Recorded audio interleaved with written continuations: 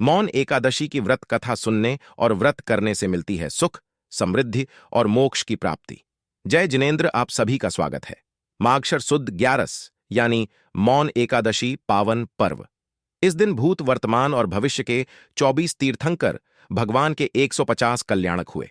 इस दिन की हुई धर्म आराधना 150 गुना फलदायी है, यानी एक का 150 गुना लाभ। इस दिन की आराधना सुव्रत सेठ ने की थी। चलिए आज हम मौन एकादशी कथा यहां जानेंगे। कथा सुनने से पहले कमेंट में जय नेमिनाथ जरूर लिखे। एक बार विचरण करते हुए नेमिनाथ भगवान द्वारिका नगरी पधारे। उन्होंने देशना दी। तब श्री कृष्ण वासुदेव ने प्रभु को वंदन किया तथा देशना सुनने के पश्चात उन्होंने यह पूछा कि वर्ष के 360 दिन में से किस दिन थोड़ी आराधना करने पर भी अधिक फल मिलता है। श्री नेमिनाथ, प्रभु ने कहा, मौन एकादशी का दिन सर्व पर्वों में उत्तम है। इस भरत क्षेत्र के वर्तमान 24 में अरनाथ जी का दीक्षा कल्याणक, मल्लिनाथ जी का जन्म दीक्षा केवल ज्ञान कल्याणक, नेमिनाथ जी का केवल ज्ञान कल्याणक, ये 5 कल्याणक हुए। इसी तरह 5 भरत और 5 ऐरावत। इन 10 क्षेत्रों में भी 5 पंच कल्याणक होने से कुल 50 कल्याणक हुए। गत 24 में 50 कल्याणक और अनागत यानी आने वाली 24 में 50 कल्याणक होंगे। इस प्रकार इस दिन कुल 150 कल्याणक हुए। विधि और भाव पूर्वक ये तप की आराधना 11 वर्ष 11 महीने की जाए तो उस आत्मा का मोक्ष निश्चित है। मुख्य रूप से मौन धारण करने से इस दिन को मौन एकादशी कहते हैं। नेमिनाथ जी से इस दिन की महिमा सुनकर श्री कृष्ण ने पूछा कि भूतकाल में किसी महान आत्मा ने इस तप की आराधना की और उसका पुण्य उपार्जन किया।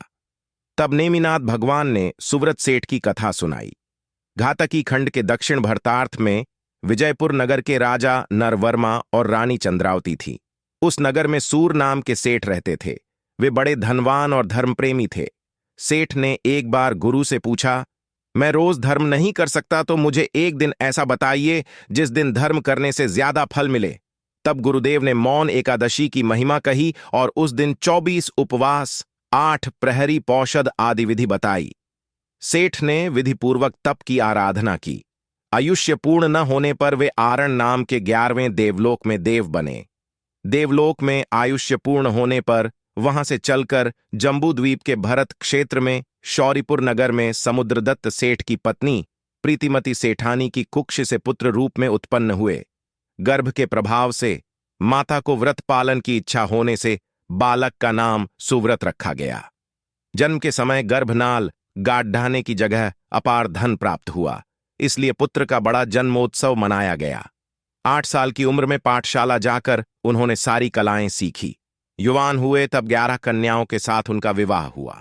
समुद्रदत्त सेठ ने पुत्र को सारी जिम्मेदारी सौंप दी तथा स्वयं धर्म आराधना में लीन हुए व अनशन स्वीकार कर देवलोक में देव हुए। पूर्व भव में मौन एकादशी की उत्तम आराधना के प्रभाव से सुव्रत सेठ को 11 पत्नियों के साथ साथ 11 करोड़ सोना और 11 पुत्र प्राप्त हुए। एक बार उस नगर के उद्यान में मनः पर्वज्ञानी शील सुंदर सूरीजी महाराज पधारे। तब राजा और सेठ भी सपरिवार वंदन के लिए गए। आचार्य जी ने धर्मोपदेश दिया, जिसमें मौन एकादशी की महत्ता सुनाई, जिसे सुनकर सुव्रत सेठ को जाति स्मरण ज्ञान हुआ। तब दोनों हाथ जोड़कर गुरु से कहा, मेरे अंगीकार करने योग्य धर्म मुझे बताइए। तब गुरुदेव ने सभा समक्ष सुव्रत सेठ का पूर्व भव वर्णित कर कहा, तुमने पूर्व भव में मौन एकादशी का तप किया था, इसी कारण इस भव में ऐसे रूढ़ि प्राप्त की है, और अब भी वही तप कीजिए जिससे मोक्ष सुख की प्राप्ति होगी। सेठ ने भी भावपूर्वक सहपरिवार मौन एकादशी व्रत ग्रहण किया। मौन एकादशी के दिन उपवास में सेठ मौन रहते थे। यह जानकर चोरों ने सेठ की हवेली में प्रवेश किया। चोरों को देखकर भी सेठ मौन रहे और धर्म ध्यान में निश्चल रहे। चोर धन लेकर भागने लगे। उसी समय शासन देवी ने चोरों को स्तंभित कर दिया। सुबह जब राजा को पता चला तो उन्होंने चोरों को पकड़ने के लिए सिपाही भेजे। राजा के सिपाही चोरों को न मारे। ऐसी दया भावना सेठ के दिल में होने पर सेठ के तप के प्रभाव से सिपाही भी स्तंभित हो गए। तब राजा भी वहां आए। सेठ के दयाभाव की इच्छा जानकर शासन देवी ने चोर और सिपाहियों को मुक्त किया।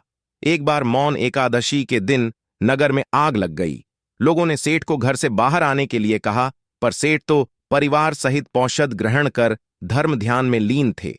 सेठ के धर्म के प्रभाव से उनके घर, दुकान, हवेली, गोदाम, पोषकशाला आदि बच गए। इसके सिवाय सारा नगर जल गया। सेठ की सारी संपत्ति सुरक्षित देख राजा मंत्री सब लोग आश्चर्यचकित हुए और जैन धर्म की प्रशंसा करने लगे। सेठ ने भी तप पूर्ण होने पर महोत्सव पूर्वक उद्यापन किया।